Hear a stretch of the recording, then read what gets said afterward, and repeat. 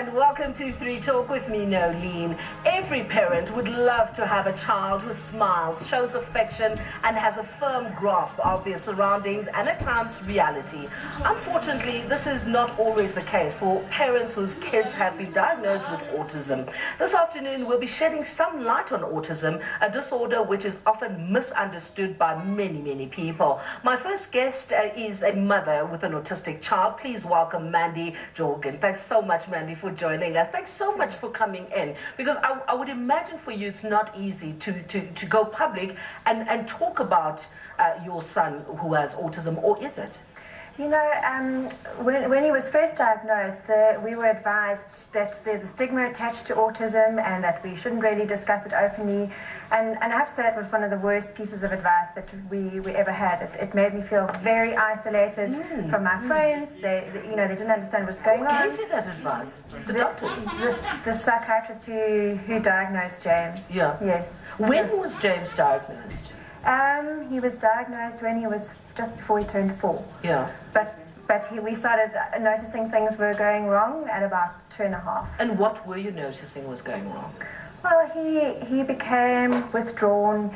He stopped talking as much. He stopped singing altogether. He used to sing all the time. He would lie on the floor at the play school and just play with the car up and down like this. I'd find him lying on the floor of the bedroom with his blanket and his dummy. And then a few months after that, he started tantruming. But when I say tantrum, take any tantrum that you see in a 2-year-old throw and times it by about 100. Yeah. Now, before you could put a name to what was wrong with James, you as a parent must have been tearing your hair out, because when a 2-year-old goes ape and they throw things, I mean, you're like, oh goodness, you want to lock yourself in a room and just not get out, because they really go completely crazy. Now, as a parent, when this is happening and you cannot control him, what's going through your mind? Well, there were circumstances that made us think that perhaps it was an emotional difficulty. He just had a new sibling. He changed schools. So we just tried to handle it on an emotional level. Then we thought perhaps he was not disciplined enough, so we tried to crack down quite hard on the discipline. It just got worse and worse and worse. And when you did try and discipline him, or even talk to him, go to your corner, or I'll take away certain privileges, that's what you do with a 2-year-old, 3-year-old, 4-year-old. Yes. Was he responding to any of that? And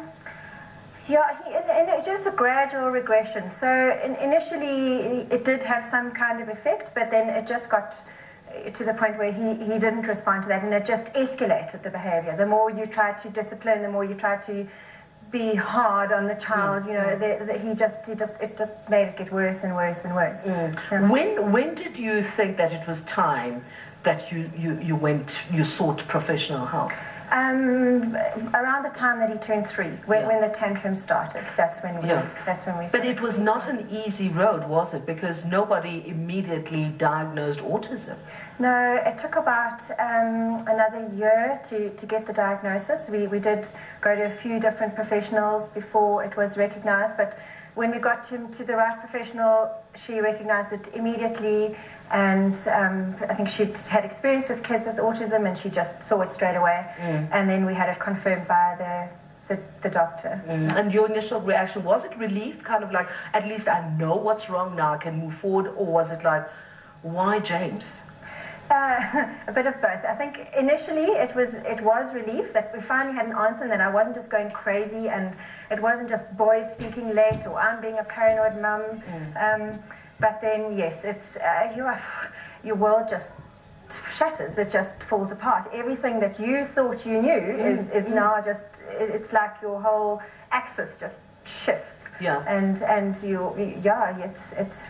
it's devastating. I'm sure it is, that I really am sure it is.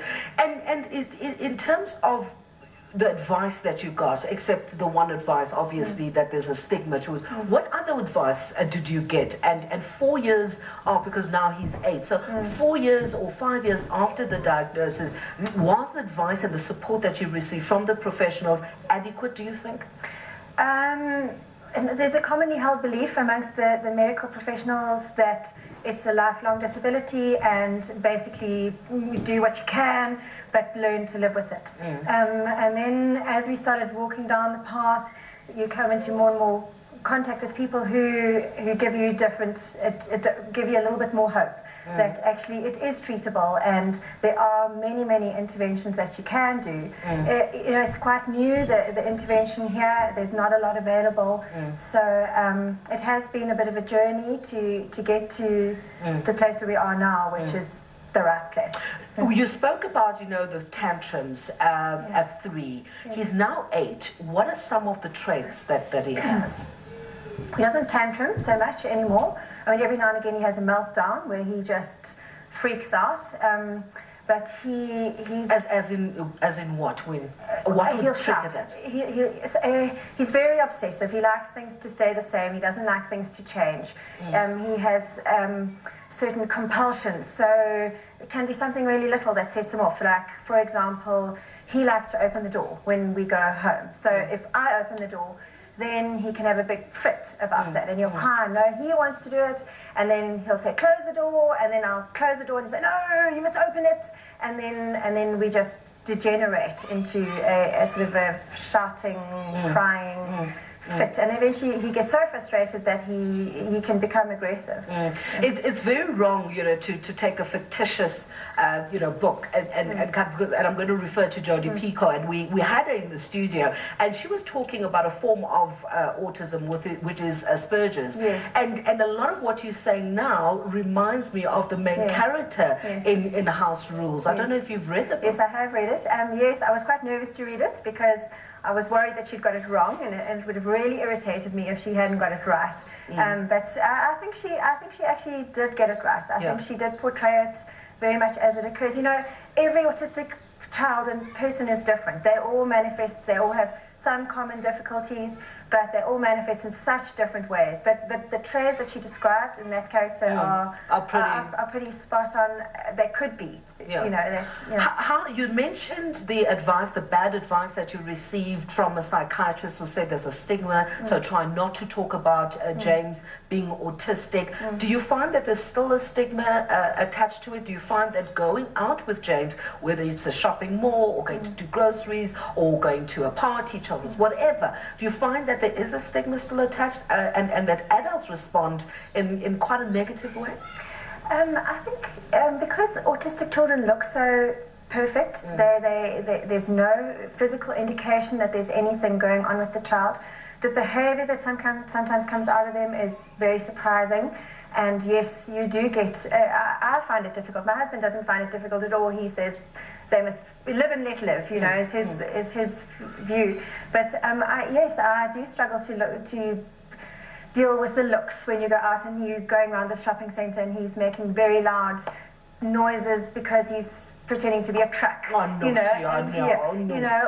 that he has a fit about me putting the trolley away instead of him putting the trolley away, and he has a big shouting match about that. Yes, it is disturbing. What for you as a mum, Mandy, is the most frustrating thing about autism? I think, when your child, just before they learn to talk, you do a lot of guesswork as to what's going on in their mind, and you think you know them, and then as they talk, your child it's like a package being opened, and they just get revealed to you, and you think, oh yes, I got it right there, and oh, I didn't get it right there. This is actually what they're thinking, and I think the inability to communicate effectively on that level is so frustrating for me, because I just want to get inside his mind. I want to know exactly what's going on, and I still feel a lot of the time that I'm at that sort of guessing state. But do you think you'll ever know? Yes, I do. Given the autism? Yes, I do. I do. He's made such phenomenal progress, and in the last year, in this program that he's been in, and the main area of progress has been in his ability to communicate more effectively, and his language skills have just... a year ago, he would say, don't do it, and then he wouldn't explain what he meant. And just the other day, he came to me and he said, Mum, please don't put my washing machine away when I'm at school. You know, the difference, the ability He's to having a communicate. conversation with Yes, you. and he's explaining exactly what he means. He's putting it in context. He's coming to me, getting my attention, and he's explaining exactly what it is that's bothering him, when it's bothering him. He's explaining the whole scenario. I know exactly So what's there's going progress. on. And the program you put him in is called Little Stars. Yes. Yes. And when did you start? When did you? We started a year ago. Yeah. A year ago. Yeah. That's yeah. fantastic. How do his siblings respond? Oh, they're amazing. They really are. He's got two sisters, an older and a younger sister. His youngest sister is just the sunniest, happiest, most gorgeous little girl who's a fabulous playmate for him.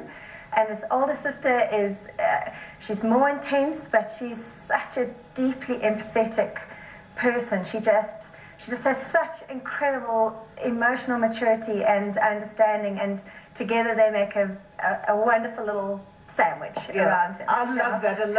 What advice would you give other parents with children with autism?